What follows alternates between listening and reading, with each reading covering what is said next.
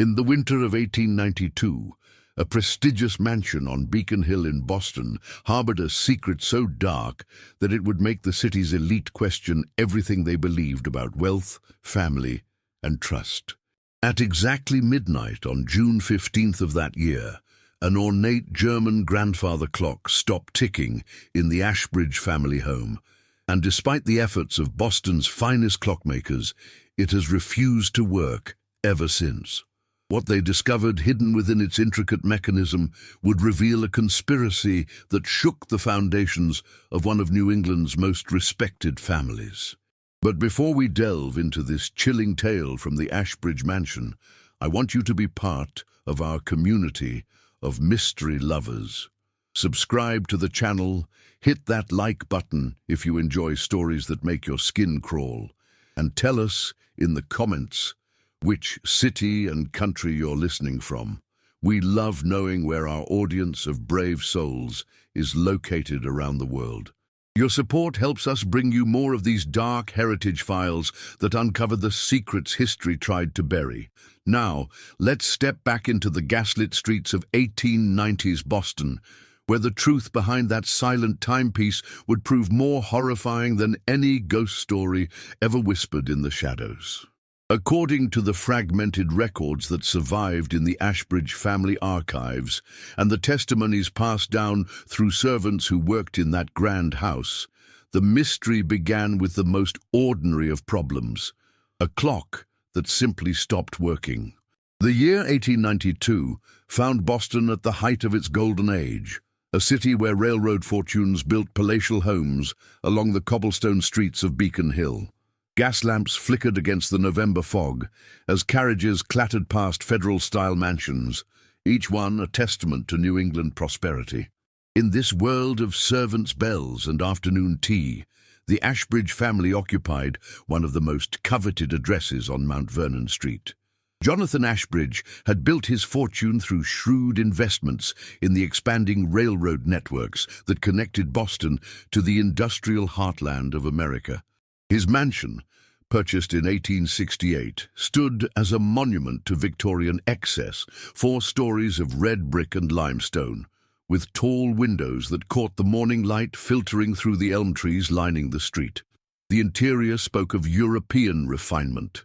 Persian rugs from the finest importers, crystal chandeliers that cast rainbow patterns across hand-painted wallpaper, and a library filled with leather-bound volumes that few in the household ever opened. At the heart of the mansion's grand foyer stood the object that would become central to our tale, a magnificent grandfather clock crafted in the Black Forest region of Germany. Nearly 8 feet tall, its dark walnut case was adorned with intricate carvings of vines and mythical creatures. The brass pendulum swung behind beveled glass, and its chimes had marked the hours in the Ashbridge home for over 2 decades. Jonathan had purchased it during his honeymoon in Europe, a symbol of the precision and order he valued in all aspects of his life. Eleanor Ashbridge, now 43 and widowed for 6 months, had once been considered one of Boston's most gracious hostesses. Her Thursday evening salons drew senators, railroad executives, and prominent clergy to discuss literature, politics, and the social issues of the day. But the woman who now moved through the mansion's corridors bore little resemblance to that confident socialite. Grief had carved deep lines around her eyes, and she spoke in whispers to the household staff, as if afraid that speaking too loudly might disturb whatever peace remained in the house. The Ashbridge children had reached the ages where their father's wealth should have opened every door in Boston's society. Charles, at 26, possessed his father's keen mind for business but lacked his discipline. He had developed expensive tastes for gambling and had been quietly asked to leave 2 gentlemen's clubs due to unpaid debts.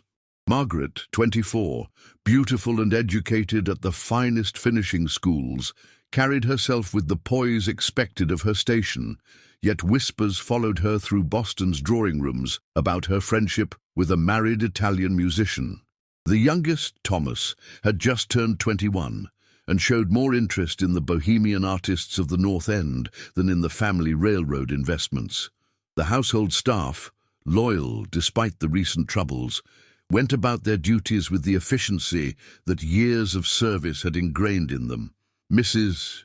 Patterson, the Irish housekeeper, had served the family for 15 years and knew the mansion's rhythms better than anyone. She noticed things others missed, the way shadows fell differently in the afternoon, how certain rooms felt colder than they should, and most importantly, how that German clock had begun to behave strangely in the weeks before it stopped forever. Heinrich Zimmermann arrived at the Ashbridge mansion on a grey morning in late November, carrying his leather toolkit and a reputation as Boston's most skilled clockmaker. Born in Zurich and trained in the workshops of Geneva, he had emigrated to America in 1878 and established himself as the craftsman wealthy families called upon when their most precious timepieces required attention. Eleanor had sought him out after 3 local clockmakers had examined the grandfather clock and declared it beyond repair. The night of June 15th, 1892, had begun like many others in the Ashbridge household. Dinner was served promptly at 7 in the formal dining room, where family portraits gazed down from the walls and silver candlesticks cast dancing shadows across the mahogany table. Jonathan sat at the head, as was his custom, discussing the day's railroad developments, while Eleanor ensured the conversation remained pleasant for their children. What none of them knew was that this would be Jonathan Ashbridge's last meal. Mrs. Patterson later recalled that the evening felt different from the moment she began preparing dinner. The kitchen staff whispered among themselves about small irregularities. The master's favorite wine decanter had been moved from its usual position, and someone had been in the study earlier that afternoon when Jonathan was at his downtown office. The grandfather clock in the foyer had been chiming irregularly for several days, sometimes marking the quarter hour twice, other times falling silent when it should have announced the top of the hour. As the family gathered for dinner, the conversation turned to matters that had been causing tension in the household for weeks. Jonathan had been meeting with his attorney more frequently, and there were whispers among the servants about changes to important documents. Charles had been pressing his father about access to certain investment accounts, while Margaret had been making inquiries about her inheritance through indirect channels that suggested impatience with her current allowances. The meal proceeded through its courses with the formal politeness that characterized Ashbridge family dinners, but Mrs. Patterson, serving from the sideboard, noticed the undercurrents of strain. Jonathan seemed preoccupied, frequently checking his pocket watch against the grandfather clock visible through the dining room's open doors. Eleanor's hands trembled slightly as she lifted her wineglass, and the children exchanged glances that spoke of shared knowledge their parents were not privy to. At approximately 11:30 that evening, Jonathan excused himself from the family's after-dinner gathering in the parlor, stating that he had correspondence to review in his study. This was not unusual. He often spent late evening hours attending to business matters. What was unusual was that he never emerged from that room alive. The grandfather clock chimed midnight for the last time at exactly 12 a.m. on June 16, 1892. Mrs. Patterson, who was securing the kitchen before retiring to her quarters in the servants' wing, distinctly remembered hearing those 12 resonant chimes echo through the mansion's halls. She would later testify that she had never heard the clock sound so mournful, each note seeming to hang in the air longer than usual. At 12:15 a.m., Charles discovered his father's body slumped over his desk in the study. Jonathan Ashbridge appeared to have suffered a sudden heart failure while reviewing financial documents. The family physician, Dr. Morrison, was summoned immediately, but there was nothing to be done. He pronounced Jonathan dead at 12:45 a.m., and given the deceased's age of 58 and known concerns about his heart, saw no reason to suspect anything other than natural causes. It was Eleanor who first noticed that the grandfather clock had stopped. In the confusion and grief of those first hours after Jonathan's death, the silence in the foyer gradually became apparent. The clock's hands pointed to midnight exactly, and the pendulum hung motionless behind its glass case. In her shock, Eleanor assumed it was merely coincidence. Even the most reliable mechanisms sometimes fail at the most significant moments. The months following Jonathan Ashbridge's death transformed the mansion on Mount Vernon Street into a house of secrets and whispered conversations. The grandfather clock's silence became a constant reminder of that terrible night, its stopped hands creating an eerie focal point in the grand foyer that guests and family members found difficult to ignore. Eleanor had contacted several local clockmakers in the weeks after the funeral, but each one who examined the German timepiece left shaking their head in bewilderment. The mechanism appeared intact, the weights were properly positioned, and the pendulum showed no signs of damage. Yet something prevented it from resuming its steady rhythm. One craftsman suggested that the shock of the master's death had somehow affected the delicate balance of the clockwork, a romantic notion that Eleanor found both comforting and disturbing. As autumn arrived, the family's financial situation began to reveal complications that Jonathan had kept hidden during his lifetime. Charles discovered that several of his father's railroad investments had performed poorly in recent months, and there were outstanding debts that would need to be settled from the estate. More troubling were the meetings Eleanor began having with the family attorney, sessions that left her pale and withdrawn. The household staff noticed changes in everyone's behavior. Charles spent long hours in his father's study, going through papers and ledgers with an intensity that bordered on obsession. Margaret received frequent visitors, well-dressed gentlemen who spoke in low voices and left without staying for tea. Thomas, meanwhile, seemed to withdraw from the family entirely, spending most of his time away from the house and returning only for meals. Mrs. Patterson, ever observant, began to piece together fragments of conversations that suggested the family's grief was complicated by other emotions. She overheard heated discussions about money, inheritance, and decisions that Jonathan had made without consulting his family. The housekeeper also noticed that certain items in Jonathan's study had been disturbed repeatedly, as if someone was searching for something specific among his papers. The German clock became a source of increasing frustration for Eleanor, who found its silence more oppressive with each passing day. She had grown accustomed to its chimes, marking the progression of time, and without them, the mansion felt suspended in an unnatural quiet. The clock's stopped hands, forever pointing to midnight, seemed to mock the family's attempts to move forward with their lives. It was during this period of mounting tension that Eleanor made the decision to contact Heinrich Zimmermann.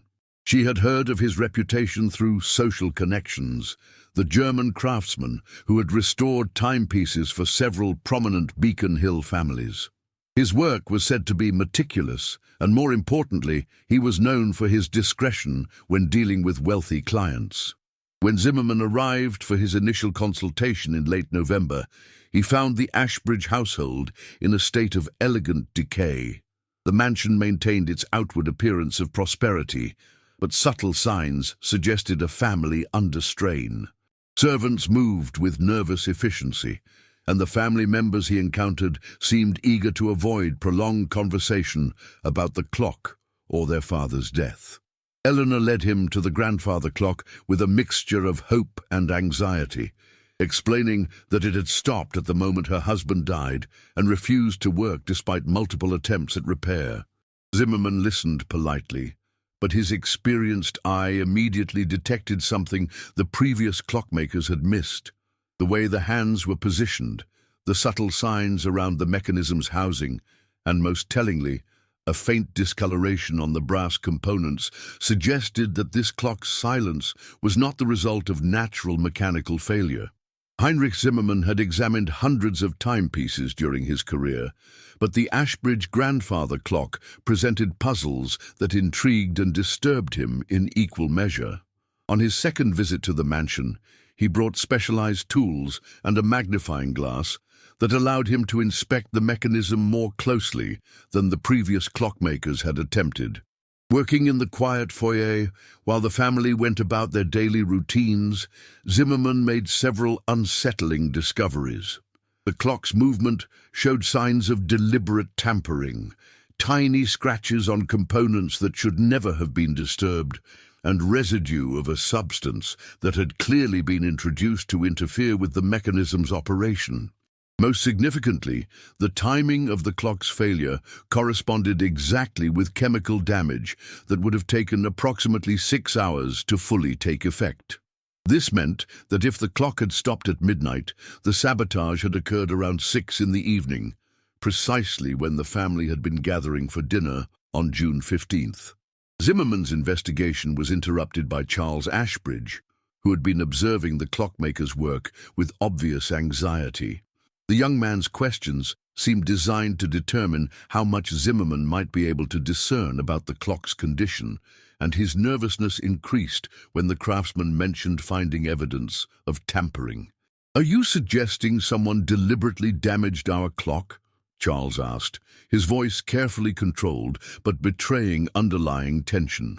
Zimmerman, experienced in dealing with delicate family situations, replied diplomatically that mechanical failures sometimes presented in unexpected ways, but privately he was becoming convinced that the grandfather clock had been intentionally sabotaged. The question that occupied his thoughts was why someone would want to stop a clock at the exact moment when the head of the household died. Eleanor's behavior during this period also raised questions for the observant clockmaker. She checked on his progress multiple times each day, asking detailed questions about what he was finding and how long the repairs might take. Her anxiety seemed disproportionate to the importance of fixing a timepiece, even one with sentimental value. It was Mrs. Patterson who provided Zimmerman with the most revealing information, though she did so inadvertently. While serving him tea during one of his working sessions, the housekeeper mentioned that the family had been going through such difficult times and that Mr. Jonathan's decisions had been causing such worry in the weeks before his death. When Zimmerman gently inquired about these worries, Mrs. Patterson glanced around nervously before explaining that the master had been meeting with lawyers and making changes to important papers. "The children were so concerned about their futures," she whispered. "There was talk of selling some of the investments, maybe even the house." This revelation added a new dimension to Zimmerman's investigation. If Jonathan Ashbridge had been planning significant changes to his family's financial security, and if someone had known about these plans, the timing of the clock's sabotage might not have been coincidental at all. That evening, working alone in the mansion's foyer after the family had retired, Zimmerman made his most disturbing discovery yet. While carefully disassembling the clock's chiming mechanism, he found a small object that had been deliberately hidden within the clockwork. A folded piece of paper that had been inserted into the mechanism in such a way that it would have stopped the clock's operation at a predetermined time. The paper bore handwriting in Jonathan Ashbridge's distinctive script, and its contents would prove to be the key to understanding not just why the clock had stopped, but why Jonathan Ashbridge had died. The document Heinrich Zimmerman discovered within the grandfather clock's mechanism was a handwritten note that made his hands tremble as he read it by gaslight in the quiet foyer. Written in Jonathan Ashbridge's careful script, it was dated June 14, 1892, just one day before his death. "If something happens to me before I can complete the changes to my will, know that I discovered the truth about my family's betrayal. The evidence is hidden where only time will reveal it. Eleanor, Charles, Margaret, and Thomas, they have been planning together, believing I am unaware of their scheme. I have learned of Charles's debts, Margaret's indiscretions that could destroy our reputation, and Thomas's plans to abandon his responsibilities entirely. Most painfully, I have discovered Eleanor's role in encouraging them to act against me. They believe I will die naturally, but if I do not, They are prepared to ensure my death comes sooner rather than later. I place this where the truth will eventually be found, in the timepiece that has marked every important moment of our family's life together. Zimmerman's discovery placed him in an impossible position. The note suggested that Jonathan Ashbridge had suspected his family of plotting against him, and that his death might not have been the natural heart failure it appeared to be. The clockmaker realized that the timepiece's sabotage had been part of a larger plan, a way to create a permanent record of the exact moment when Jonathan died, while simultaneously hiding evidence that would only be found if someone conducted a thorough examination of the mechanism. But there was more hidden within the clock's complex interior. Behind the pendulum chamber, Zimmerman found a small leather pouch containing additional papers. These documents revealed the full scope of the family's financial desperation and their father's growing awareness of their situation. Charles owed significant gambling debts to dangerous individuals who had begun making threats. Margaret's relationship with the Italian musician had progressed to the point where she was considering elopement, a scandal that would have destroyed the family's social standing. Thomas had been secretly liquidating small family assets to fund his artistic pursuits and planned to leave Boston permanently. Most damaging of all was a letter from Eleanor to her brother in New York, discovered among the hidden papers, in which she wrote, "Jonathan has become suspicious of our discussions. We must act soon, before he changes the will entirely. The new arrangements he's considering would leave us all with almost nothing, while putting the bulk of the estate into a trust we cannot touch. If his health continues to decline naturally, we need only wait. If not, Charles has obtained something that will ensure his heart gives out during one of his evening sessions in the study. Just when we think we've uncovered the darkest secrets hidden in that Beacon Hill mansion, remember that the most shocking revelations are yet to come." If this story is sending chills down your spine, give us a like to support our investigation into these forgotten mysteries, and don't forget to subscribe to our channel so you never miss the darkest stories from history's shadows. Share this with someone who appreciates true crime mysteries, because what we're about to discover will test everything you thought you knew about family loyalty and cold-blooded murder. Now, let's uncover the final, terrifying truth about what really happened that night in 1892. The final piece of evidence hidden in the clock was perhaps the most conclusive. A small glass vial that had contained a substance Zimmerman recognized from his knowledge of chemistry and metallurgy. The vial showed traces of digitalis, a heart medication that in large doses could cause the exact symptoms that had killed Jonathan Ashbridge. The timing mechanism of the clock had been designed to stop at the precise moment when the poison would have taken effect, creating an alibi for the family members who could claim they were all together in the parlor when the clock chimed midnight. Zimmerman realized that he was holding evidence of one of the most carefully planned murders in Boston's history. The family had used their father's own devotion to precision and order against him, turning his beloved timepiece into both the instrument and the witness of his murder. But the clockmaker also understood that he was in grave danger.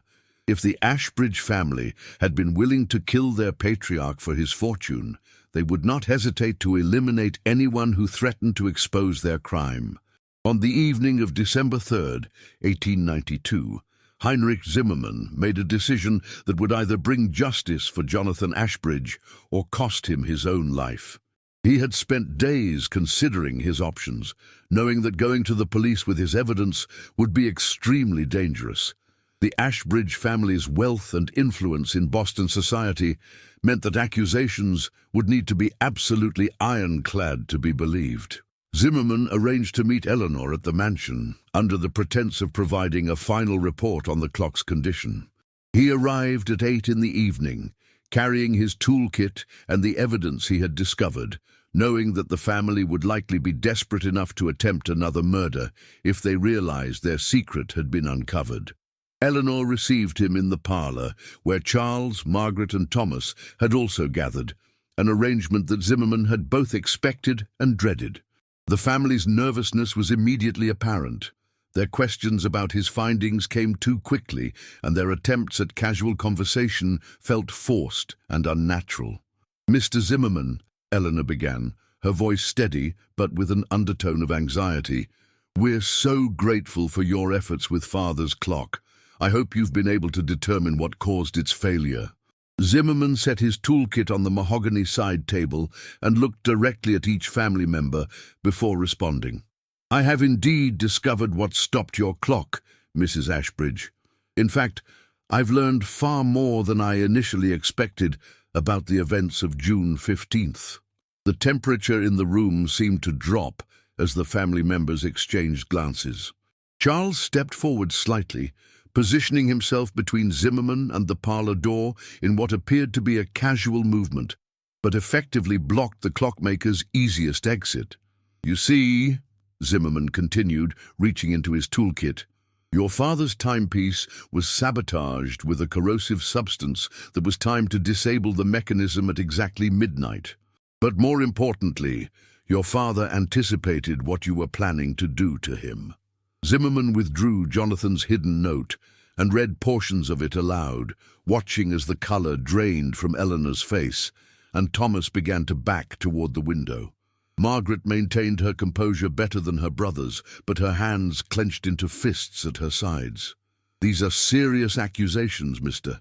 Zimmerman," Eleanor said, her voice now carrying a tone of menace that revealed the calculating woman beneath the grieving widow facade. "I'm not sure what you think you've discovered, but making such claims about a respected family could be very dangerous for a tradesman like yourself." Charles had moved closer during this exchange, and Zimmerman could see the young man's muscles tensing as if preparing for physical action. The clockmaker had anticipated this moment and was ready with his final revelation. "Before coming here tonight, I made copies of all the evidence I found in your clock," he announced. "These copies, along with a detailed letter explaining everything I've discovered, have been placed in a safe location with instructions that they be delivered to the Boston police and the district attorney if anything happens to me." The effect of this statement was immediate and devastating. Margaret gasped and sank into a chair, while Thomas began to sob.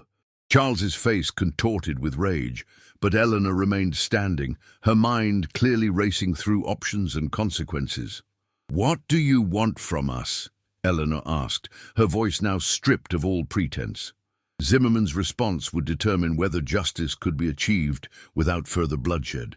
"I want you to confess to what you did to Jonathan Ashbridge, and I want you to face the consequences of your actions. Your father trusted you, provided for you, and loved you despite your failures and mistakes. His death deserves justice, and his memory deserves the truth."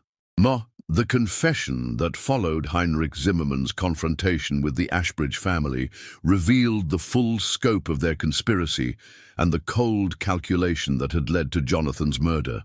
Eleanor, realizing that their carefully constructed alibi had been completely undermined by her husband's foresight and the clockmaker's skill, chose to cooperate rather than face the uncertain outcome of a public trial.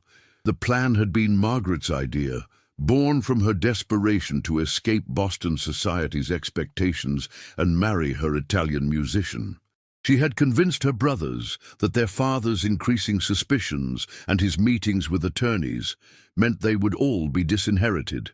Eleanor had been the last to join the conspiracy, but once committed, she had become its most methodical architect. Charles had obtained the digitalis through a contact in his gambling circles, someone who dealt in substances that wealthy men sometimes used to solve their problems permanently. The poison had been added to Jonathan's evening port, which he customarily drank while working in his study. The timing had been calculated precisely so that the effects would occur when he was alone, making his death appear to be a natural heart attack brought on by the stress of reviewing financial documents. The sabotage of the grandfather clock had served multiple purposes in their plan. It created a precise timestamp for Jonathan's death, establishing that the family had been together in the parlor when the clock chimed midnight. More cleverly, they had anticipated that the stopped clock would become a focus of attention and investigation, but they had never imagined that their father would use it as a hiding place for evidence of their betrayal. What they hadn't known was that Jonathan had discovered their plot 2 days before they implemented it. He had overheard enough of their whispered conversations to understand their intentions, and his final act had been to create a record that would ensure justice, even if they succeeded in killing him. The note and evidence hidden in the clock represented his last attempt to protect the family name, while exposing the truth about his murder. When the Boston police arrived at the Ashbridge mansion on December 4, 1892, they found a family destroyed by greed and betrayal. Eleanor, Charles, Margaret, and Thomas were arrested and charged with conspiracy to commit murder and the first-degree murder of Jonathan Ashbridge. The evidence Zimmerman had discovered, combined with the confessions obtained that night, built an unshakable case against them. The trial that followed became one of Boston's most sensational criminal cases, revealing to the public the dark secrets that wealth and social standing could hide. The grandfather clock, restored to working order by Zimmerman after its evidence had been catalogued, was presented in court as the key witness to the crime. Its chimes, which had marked the moment of Jonathan's death, now tolled for the justice he had finally received. Eleanor and Charles were sentenced to death, though Eleanor's sentence was later commuted to life imprisonment due to her gender and social status. Margaret received 25 years in prison, while Thomas, deemed to have been a reluctant participant manipulated by his older siblings, was sentenced to 15 years. None of them would ever see freedom again. Margaret died of tuberculosis in prison in 1901. Thomas took his own life in 1905. Charles was executed in 1895, and Eleanor died in her cell in 1923, an old woman who had spent more than half her life paying for one night of calculated evil. Heinrich Zimmerman's role in solving the murder made him famous throughout New England, but the experience had changed him profoundly. He continued his work as a clockmaker, but he never again accepted commissions from wealthy families without carefully considering what secrets their timepieces might be hiding. The Ashbridge case had taught him that the most beautiful mechanisms could conceal the darkest human intentions. The mansion on Mount Vernon Street was sold to settle the estate's debts and the legal costs of the trial. The grandfather clock, its mechanisms restored and its secrets revealed, was purchased by a collector who understood its historical significance. It found a new home in a museum, where it continued to mark the hours with the same precision that had once served both love and murder in equal measure. This haunting tale from Boston's golden age reminds us that wealth and social position cannot hide the fundamental truth about human nature, that greed, betrayal, and desperation can turn family members into the deadliest of enemies. The Ashbridge clock stopped at midnight, not just to mark the moment of a man's death, but to ensure that time itself would eventually reveal the truth about those who claimed to love him most. What do you think about this dark chapter from Boston's past? Could you imagine family members plotting against each other with such cold calculation? Share your thoughts in the comments below, and if you found this story as chilling as we did, make sure to subscribe to our channel and hit that notification bell so you never miss our investigations into history's darkest secrets. Tell your friends who love true crime about the stories we uncover here, because sometimes the most terrifying mysteries are the ones that really happened. Until next time, remember that every family has secrets, but some secrets are worth killing for.